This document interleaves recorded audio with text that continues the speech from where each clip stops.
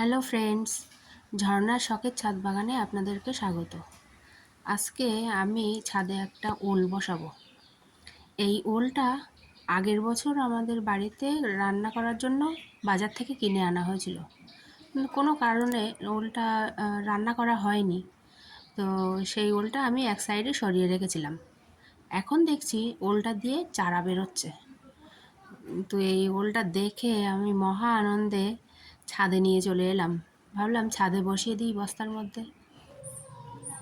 আর এই ওলটা বসানোর জন্য আমি যে মাটি তৈরি করেছি, সেই মাটিতে কি কি মেশানো আছে আমি বলে দিচ্ছি। এখানে আছে কিছুটা সাধারণ বাগানের মাটি, আর তার সঙ্গে একটু কাঠের ছাই মিশিয়ে নিয়েছি, আর একটু গোবর সার, আর ঘর তৈরি করা যে লাল বালি হয় না, ওই বালি, আর একটু চুন মিশিয়ে নিয়েছি যাতে ফাঙ্গাস না লাগে।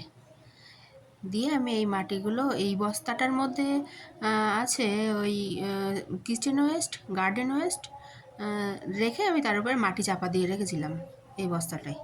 তো আমি সেই বস্তার উপরে ওলটা দিয়ে আমি এই মাটিগুলো দিয়ে আমি ওলটাকে বসিয়ে দিচ্ছি। ঘর তৈরি করা লাল বালি, কাঠের ছাই, এগুলো মাটির সঙ্গে মেশালে মাটিগুলো খুব ঝুরঝুরে হয়। সেই সঙ্গে তো গোবর সার আছেই, গোবর সারেও মাটিকে ঝুরঝুরি করে। তো ওল বসানোর জন্য এরকম মাটিই কিন্তু দরকার, ঝুরঝুরে মাটি, তাহলে ওলটা একটু ভালো বড় হতে পারবে।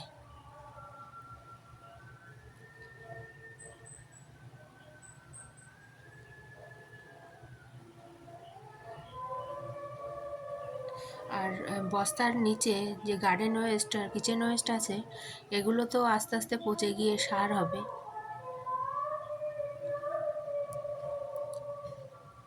আশা করি ওল গাছটা খুব সুন্দর হবে।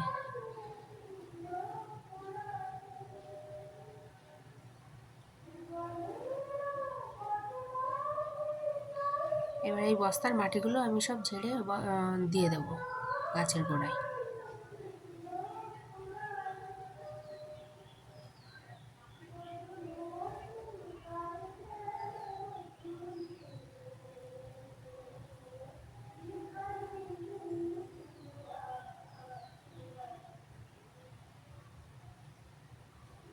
আমার এবার হয়ে গেল গাছটা পোতা। এই দেখুন, এই যে গাছটাই অল্প করে একটু মুখ দেখা যাচ্ছে, এভাবে আমি বসিয়ে দিয়েছি।